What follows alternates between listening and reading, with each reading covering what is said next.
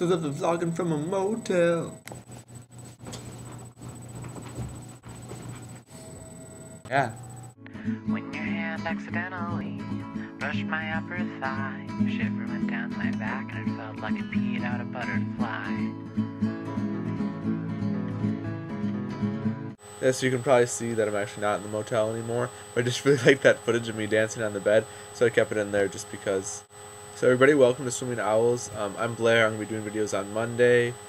You'll meet everyone else later. I'm not going to do big introductions because those are just a waste of time, but I guess you're watching, so yeah, you found us. Good for you. We're going to have a theme. This week's theme is people that influenced your life that you only knew briefly. It's sort of like our pre-theme was personhood and what personhood is. I'm going to upload all those videos on here later if you want to go back and watch those. So I've always had this sort of social theory, I guess, where I like to present myself as a manila envelope. You know, by that I mean I like to present myself as sort of a blank slate where you'll interpret what I have to say and you'll interpret my actual actions as opposed to interpreting some preconceived notion of how I should act based on, you know, what you've seen before from other people. I'd like for you to purely judge how I act based on me. Well, no, obviously this isn't possible in a sort of pure sense. I like to think that I get as close to that as I can. And as I was thinking of someone that influenced my life in a big way but I only met briefly, I think I sort of thought of where that ideology came from or where that was first inspired in me. And that was when I was in 6th grade. It was one of my friend's birthday parties. We were going to the skate park to go skateboarding or whatever. I was a skater kid in 6th grade. I know we all have our flaws, but we get over them.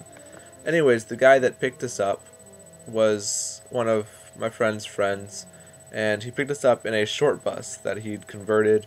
He put a couch and bean bags in the back.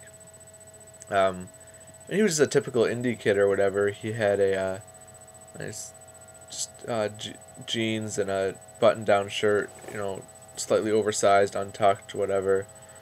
Skater kid shoes, but you know, he looked respectable and all. The security guard came up to him when he tried to pull the bus up and like threw a little fit, and he was just sort of like very calm, very relaxed. Said, "No, I'm just picking these kids up. It's fine." And I got in the car. We all got in the car. It wasn't, or we all got in the bus. It wasn't just me getting in the bus, but we sat down in the beanbags, whatever. He introduced himself. He talked to us on a personal level. He didn't look down on us because, like little kids, even though we were a lot younger than him, he respected us as people. He put on music. The music he put on was Adam and His Package and the Dead Milkmen, who to today are still two of my all-time favorite bands, and I still listen to them both on a regular basis. Introduced me to them. And lastly, he was a vegan. Now, all these things, I think, had an impact on me later on, and especially the combined aspect that someone could do all these things together. That combined aspect of all those things, I mean, all these things together, you know, while some of them had immediate impact on me, and some of them impacted me later on in life, and, you know, a little bit of mix, it's not just clear separation there. Right after that, that's when I first really started getting into what I view now as really good music. Well, my musical taste has obviously evolved from the Dead Milkmen, and Adam and His Package is very sarcastic, irony-driven pop punk.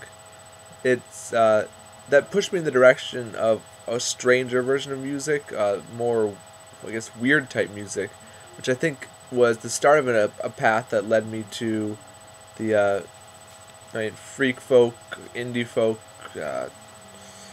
whatever you want to call the stuff I listen to now. And I think that was one big way he impacted me.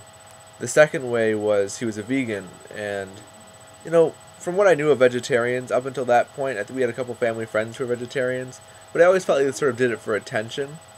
But he really explained the reasons he was a vegan. I mean, I wasn't committed enough to become a vegan, but I stopped eating meat, not directly after that, but I think that's what sort of triggered in my mind that, you know, it's not ridiculous to not want to eat meat, and, you know, this cool indie kid that drives the school bus is doing it, so, you know, it must be cool.